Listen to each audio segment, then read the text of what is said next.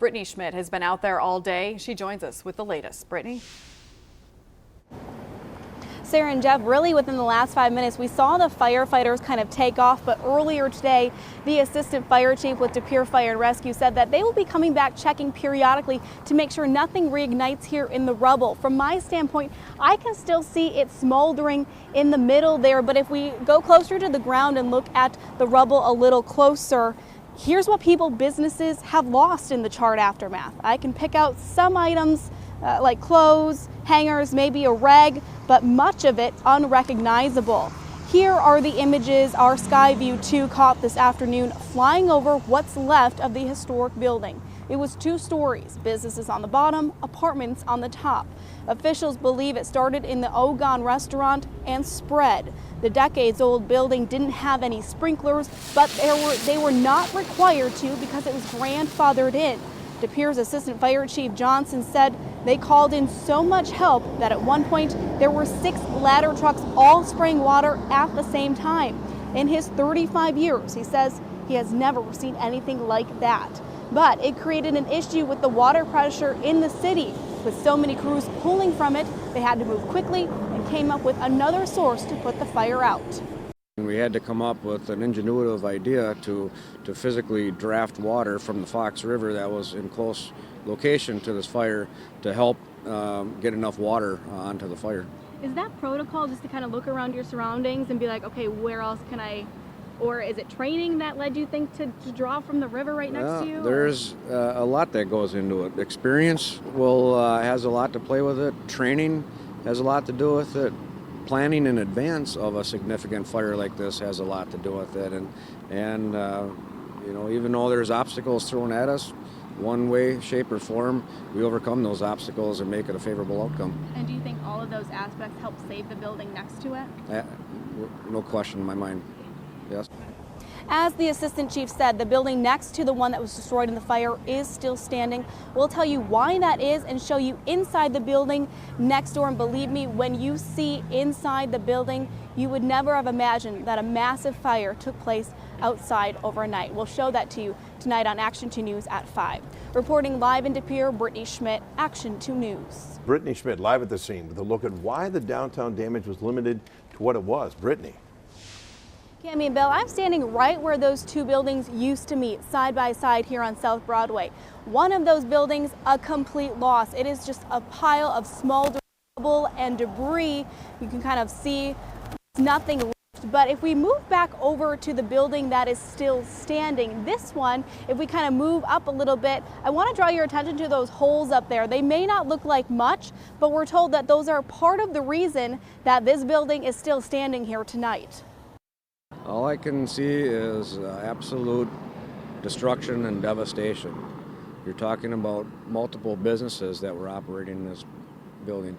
De Pere Assistant Fire Chief Eric Johnson scanning what's left of the historic building, mounds of charred wood, melted cups along the road, and people's belongings scattered everywhere. Their lives have turned a 180.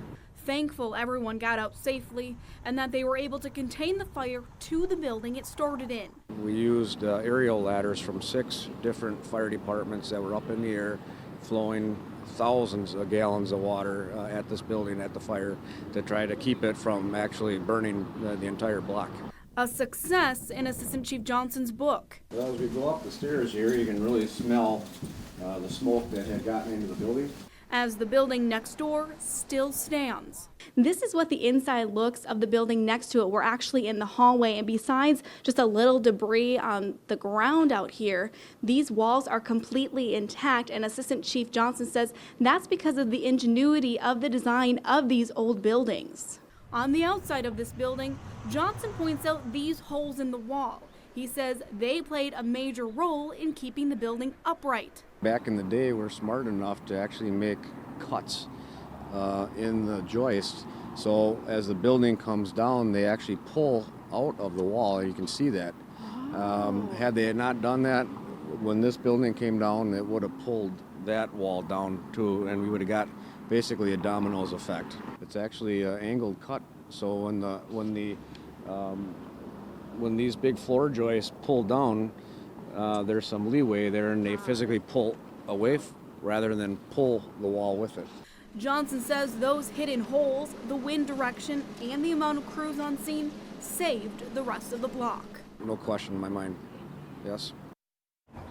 Although they were able to save the building, the apartments inside are damaged due to the firefighting efforts to put out the fire overnight. Police officers arrived rather quickly here, and they still remain on scene here at Oshkosh West High School after that urgent phone call was made from the injured officer himself, calmly but urgently asking for an ambulance to arrive here. That was made at 9:12. Just 2 minutes later, help arrived and they rendered life-saving aid to both the 16-year-old and resource officer. They are now both being treated at a local hospital nearby and said to believe with non-life-threatening injuries. At a press conference this afternoon, Oshkosh Police Chief Dean Schmidt says a 16-year-old current high school student confronted the resource officer in their office with a sharp-edged weapon. The resource officer was stabbed, then shot the student, hitting them once. We did talk to a pastor at a local church across the street who says he saw students running from the school after hearing gunshots. He recorded this video on his phone of a person being wheeled out in a wheelchair and eventually put in an ambulance. You can also see the swarm of police. The chief says at least 75 officers were here at one time today. The investigation is preliminary, but police believe the student was acting alone. School is canceled tomorrow district-wide as investigators continue to look into the incident. Counselors will be provided for students. We care about you. We want you to be safe, and we're going to do everything we can to make sure that you're going to be okay. This is a tragedy. This is something that no school district, no city, no community wants to face. But together, we're going to come through. We're going to make everybody whole. About 1,700 students attend Oshkosh West High School here. They were all evacuated and taken to a middle school to be reunited with their parents. Reporting live in Oshkosh, Brittany Schmidt, Action 2 News. She begins tonight's breaking news team coverage with what we know right now. Brittany. Cami and Bill, the officer-involved shooting, although it happened earlier this morning, police officers are still here on scene. We're still seeing investigators go in and out of the side door here of Oshkosh West High School, investigating what the Oshkosh Police Chief calls a tragedy. School is canceled across the district tomorrow because of the incident that happened here this morning. Oshkosh Police Chief Dean Schmidt says a 16-year-old student confronted the school's only resource officer in their office. We don't know much about the altercation, but it ended with the student stabbing the officer, who then shot the student, hitting them one time. The injured officer, urgent but calm at the same time, called for help, which arrived within 2 minutes. Aid was immediately given to both, and they were taken to nearby hospitals with non-life-threatening injuries. This video, taken by a pastor at a church across the street, shows someone being taken out on a wheelchair and placed on a stretcher going into the ambulance. You can also see the massive response from police. The chief saying at least 75 officers were here at one time today helping students evacuate. Vicki Cartwright, the Oshkosh Area School District Superintendent, says she is grateful for the quick response and the safety measures students followed themselves by acting quickly. Our students' safety is our #1 priority. We are committed to providing a school environment where students can feel safe in mind and body. Today's tragic event shows that trained school resource officers can help save lives. We are grateful for our partnership with our local law enforcement agencies, as well as our trained staff and proactive approach to emergency response within the Oshkosh Area School District. We did ask if social media played a part in the incident this morning. The Oshkosh Police Chief saying that they are still looking into it as the investigation is only 6 to 7 hours old at this time. As we learn more, we will be first to update you on air, online, and on our social media platforms. Reporting live in Oshkosh, Brittany Schmidt, Action 2 News. She joins us now live outside the high school with what officials say happened there earlier today. Brittany. Bill and Cami, it's a very different scene here at Oshkosh West High School.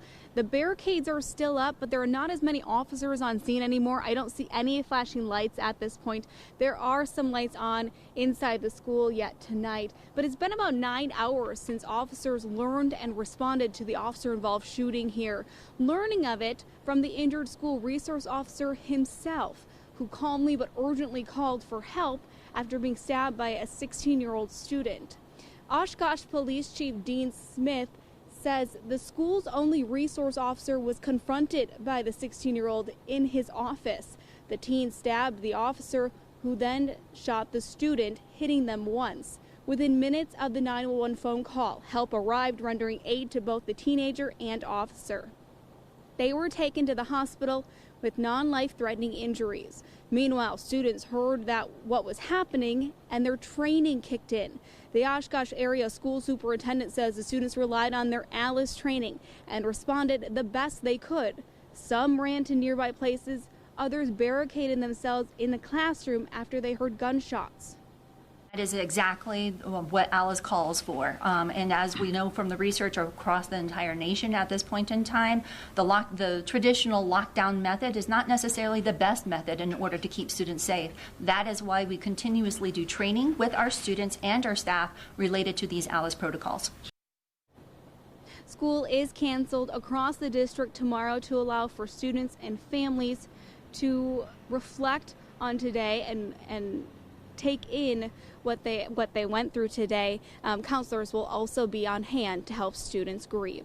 Reporting live in Oshkosh, Brittany Schmidt, Action 2 News. Multiple police cars with their lights on, their flashing lights coming down this way. I see people kind of standing in patches. We're at the corner of Mason Street and Hillock Court. And I want to talk about, as we are driving up, there were signs here already greeting us as we came up, so showing signs of support for fallen fighter Mitch Lungard. And now we have the procession, the First Appleton Police coming through here. Action 2 News starts right now with breaking news.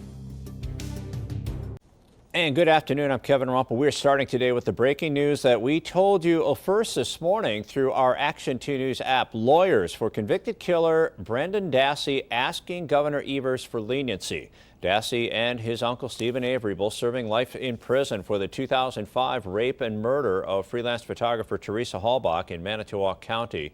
Having apparently exhausted their legal challenges, Dassey's legal team asking Governor Evers now to consider executive clemency. Brittany Schmidt joining us live in Madison, where his lawyers say Dassey's case deserves the governor's consideration. Brittany. Kevin, we have a copy of the pardon petition here that his attorneys are going to file with the state today, and they're asking for one of two things: to pardon him, where they basically forgive him of his life sentence, or to let him out of prison early. Now, there are requirements that you have to meet to file for a pardon in Wisconsin. Brendan does not meet those requirements, and the governor's office has made it very clear if you don't meet the criteria, they will not even consider it. But his attorneys are hoping Governor Tony Evers makes an exception for him. But if not given a pardon, Dassey's legal team is also hopeful his life sentence could be reduced through commutation. Rules that have been issued apply only to pardons. There are no rules restricting Governor Evers' ability to issue a commutation. But even with respect to pardons, those rules that his board has issued say nothing about defendants who are actually innocent, people who have been locked up and sentenced to life in prison for crimes they didn't commit. We're confident that when the governor looks at this case, watches those interrogation videos, speaks to the people involved, gives Brendan Dassey a hearing, we're confident that he's going to see this is exactly the kind of case that the clemency power is tailor-made for.